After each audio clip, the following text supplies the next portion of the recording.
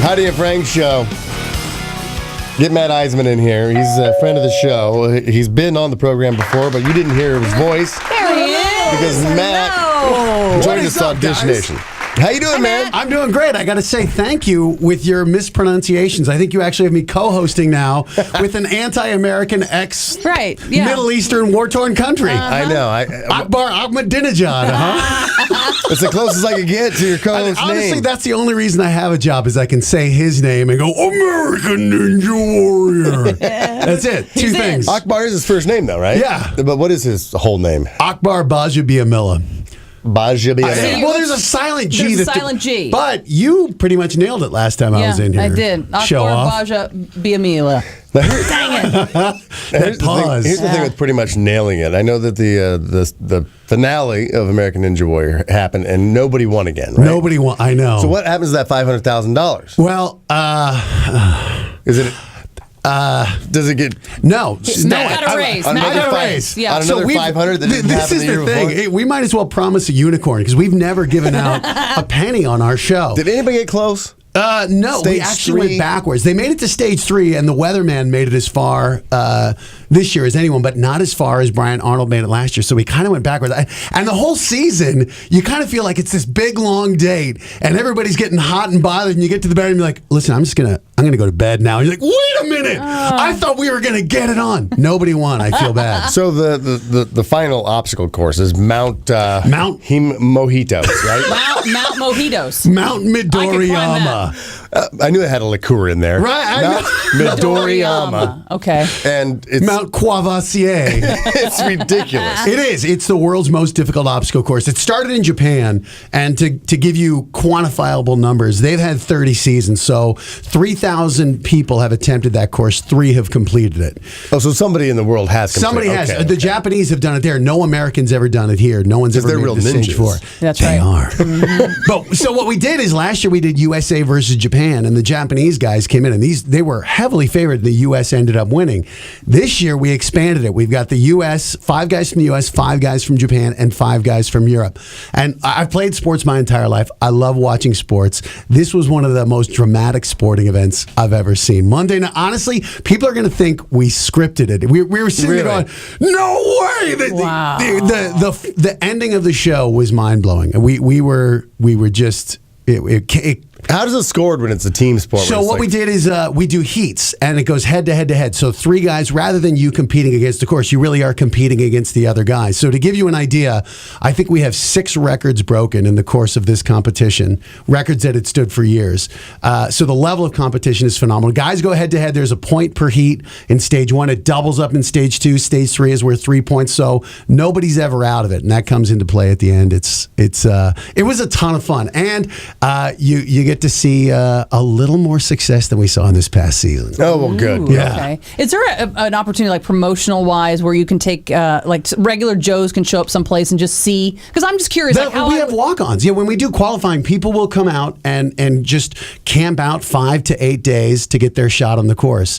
And we've had some of the walk-ons. A guy this year who went inverted on an obstacle, like swung his legs up on this cannonball and did a backflip off of it. One of the greatest moments of the season. Wow. He was a walk-on, and it just turned out that, you think you know who the good competitors are going to be, but you don't, and someone inevitably comes out and surprises you. But part of it is we've had this exponential growth in interest the past couple of years. Last year, I think we ended up having 20,000 submissions. We already have 50,000 submissions for next year, and we haven't even gotten to the part where we get the majority of our submissions. So people are. I like how they show like the backstory of the competitor before he actually goes. It makes you interested in them, and then they go out in the first obstacle. And you're like, come on, I was all invested. Your package was longer than your he run. Just tripped over his shoelace right into the water. But it's don't humiliating. you love that 50,000 people are so like narcissistic? They're like, oh, please. Well, it's one thing when you're sitting on the couch, right? I could do this. 50,000 people are so delusional. They're like, I got this. No, I mean, seriously. But then they put a little obstacle course in their living room. They're like, okay, I'm going to jump from the couch over it's the exact to the same. Fireplace. It's the same thing. Swing off the chandelier. You have a couple hits of your medical marijuana. You start thinking, I think I could fly through this course. But you see people's homes. I mean, I remember watching a guy where beforehand they give you the backstory, and you go to his house, and he's got a family, but inside of his house, he's made a complete like the finger obstacle courses garages and stuff. And Their garages are turned into backyard. And these obstacles are like 20 feet high. They're massive structures these people are building. Have you ever thought about doing a kid version of it? That's an interesting question. There's a lot of new ideas being kicked around for the coming year. We've talked about doing a kid show, and we've talked about doing a celebrity version. Oh. I'm looking at one of you guys here. Yeah, the celebrity. Right. Yeah. I could totally kick your. I guarantee I would go farther on that than you I don't would. think so. I think. I love the showdown. I don't think today. We go today. I don't think you could. I think you. Oh, bring it on. I don't think you could. I think on Mount Mahuchi Mama. Yeah. I think when you go head to head, like I said, you're not going against the course. It's about how far do you get. So you don't have to go for time. You might though if you both completed. We just did. So this week we're. I'm gonna complete it. Obviously, Ellen is a huge fan. She set up a course in the studio lot. I saw Bob Harper did. Bob Harper did it. Yeah, and actually did surprise. But he went up against Casey, the little 5-foot girl. Mm-hmm. And he got his ass kicked by her. Is Casey the girl who went through it the first time? Yes, yeah. She has just become a rock star. But we had Allison Janney. You guys were talking about her earlier. Yeah. She's 54 years old, but she was like a former Olympic caliber skater. She came on and did the course, and she was dominant. Really? She was an animal. That's she was awesome. attacking it. She fell once, like scraped her nose, and she's shooting her sitcom now. And they're like, Allison, you have to stop. And she held up the middle finger. She's like, I'm going again. And like, okay, you got you got like 17 Emmys. Do whatever you want, woman. So Matt, you can't be out there all day shooting and not put on the shorts yourself and try to get through that course. So how far did you go? I failed so badly the last time I tried. They banned me from the course because they thought I was going to sustain serious spinal injury.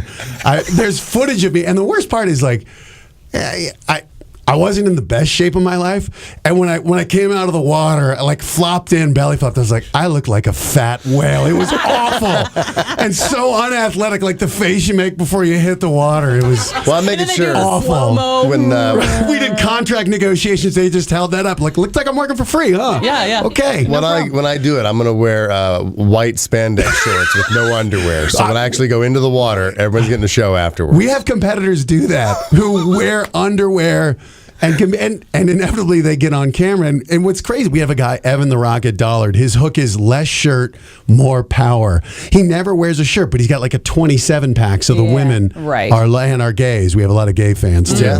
Well, you have a lot of guys who base it around a character. You have one guy who does a superhero, and he actually Captain NBC. Yeah, he's a hardcore athlete. This is a guy though who had a brain of venous malformation. Has been plagued with chronic migraines. Has had brain surgery, and yet hasn't let it slow down his training. There's a guy in diapers. Yeah, Ninja Baby. Yeah, he wears a diaper and we think that's some fetish thing, though, Frank. We're like, this guy, he's a little freaky with his lady. That little breastfeeding fetish he's got. I don't blame him. But talk about make you feel like a loser. The guy that's had multiple brain surgeries is out there doing that, and I'm like, I don't know. We had a guy who a year and a half ago cracked his spine, was in danger of being a quadriplegic, and now is competing on the course. He ends up competing for Team Europe. Do you vet this? Because I guarantee this is what I would do. I'd be like, yeah, really rough. And I'd make my whole package about how, to really get people invested in me. A photo with a neck brace. Totally. Right. Oh, they said I'd never walk again.